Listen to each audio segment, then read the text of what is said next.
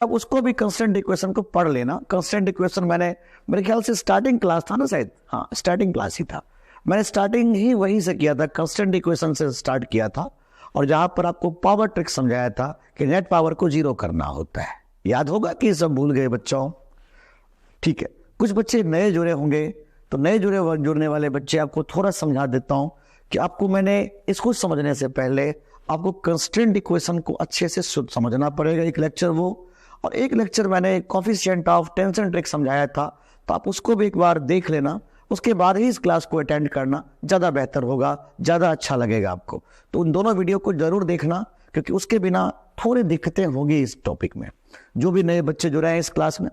चलो देखो, आपके सामने अब ये जो क्वेश्चन आ रहा है, इसमें प्रॉब्लम क्या हो रहा है कि ठीक है, मान लो इसका एक्सेलरेशन a1 है, इसका एक्सेलरेशन a1 है और इसका एक्सेलरेशन a2 है। अभी तक बच्चों हो क्या रहा था कि अगर एक पुली होता है तो दोनों का एक्सेलरेशन मैं सेम कर देता था। ठीक है, बहुत अच्छी बात। तो वहां मुझे कोई दिक्कत नहीं हुआ। दिक्कत तो यहां होने वाला है, क्योंकि इसका एक्सेलरेशन और इसका एक्सेलरेशन सेम नहीं है। तो भाई ऐसे केस को कैसे करेंगे? क्योंकि आपको याद करवा दूं, कांस्टेंट इक्वेशन में मैंने आपको क्या सिखाया था, ध्यान दीजिएगा। ये रहा टेंशन टी, ये रहा टेंशन टी, ये रहा टेंशन टी। आपको क्या सिखाया था? टी टी तो यहां क्या हो जाता है 2t, और टेंशन हमेशा बॉडी के बाहर लगता है। तो मान लो अगर इसका वेलोसिटी v1 है और यहां की वेलोसिटी बच्चों v2 है, तो इसका पावर क्या लिखने वाले हैं आप? tv1। और इसका पावर क्या लिखने वाले हैं आप? 2t और v2 माइनस में, माइनस 2t v2, और नेट पावर लिखने वाले हैं 0। तो बच्चों यहां से मैं क्या देख रहा हूं कि v1 equal to twice v2। ये आपको कांस्टेंट इक्वेशन नाम की वीडियो में मैंने इसको बहुत अच्छे से समझा रखा है, आपको मैं अटैच कर दूंगा, डिस्क्रिप्शन में दे दूंगा इस वीडियो को। आप इसको जरूर देखना ताकि ये बातें समझ में आ सके कि ये चीजें आया कहां से है। चलो अब देखो, अब ये क्या पता लगा कि इसकी वेलोसिटी और इसकी वेलोसिटी में एक रिलेशन बन गया कि इसकी वेलोसिटी इसका डबल है, मतलब इसका एक्सेलरेशन इसका डबल है। तो बात तो ये सच हो गया कि भाई एक्सेलरेशन हम ऐसे फाइंड आउट नहीं कर सकते, दोनों का एक्सेलरेशन अलग अलग है। तो अब ऐसे केस में एक्सेलरेशन हम कैसे निकालेंगे? तो चलो इसको थोड़ा सा टेक्निकल तरीके से समझाता हूं, देखो ध्यान से।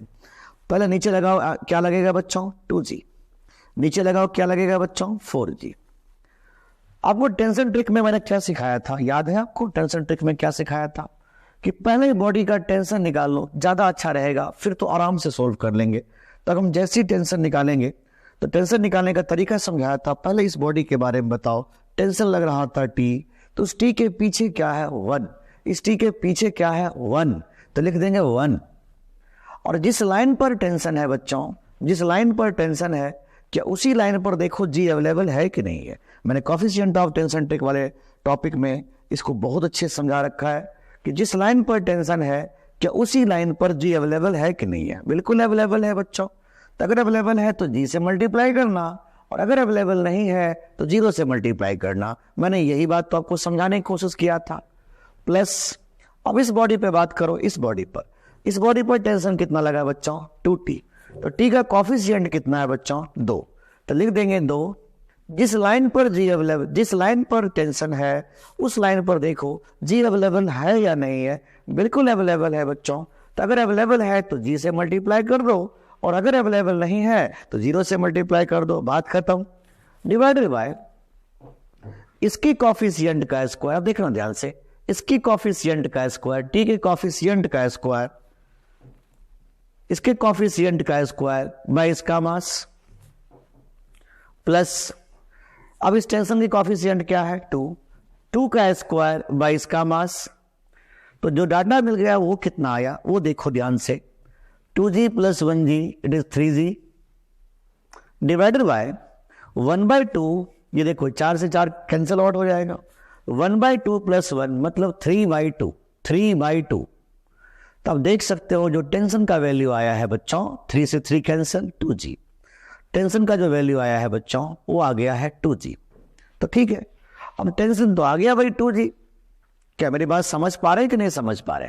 टेंशन का वैल्यू कितना आ गया बच्चों? 2g। अब खेल तो अब शुरू हो रहा है।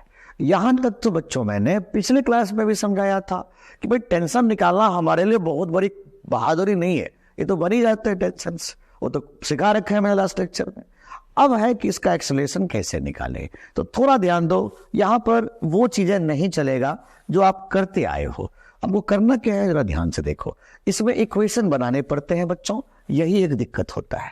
तो देखो मैंने क्या सिखाया था कि अगर एक्सेलरेशन निकालोगे तो हमें एक तरीका बताया गया था कि एक्सेलरेशन के डायरेक्शन को पॉजिटिव और अपोजिट डायरेक्शन को नेगेटिव। क्या सिखाया गया था बच्चों, याद है? एक्सेलरेशन के डायरेक्शन को पॉजिटिव, अपोजिट डायरेक्शन को नेगेटिव। तो एक्सेलरेशन के डायरेक्शन में कौन सा फोर्स आया, टी, तो इसको मिलेगा पॉजिटिव साइन, और इसके अपोजिट डायरेक्शन में क्या आया, 2g, तो मिलेगा नेगेटिव साइन। तो चलो इसका इक्वेशन लिख दो बच्चों। क्या इक्वेशन लिखोगे?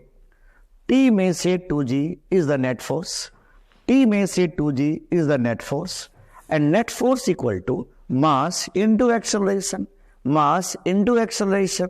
यही तो फोर्स इक्वेशन होता है बच्चों, सिखा रखा है मैंने। T minus 2g is the net force equal to mass into acceleration।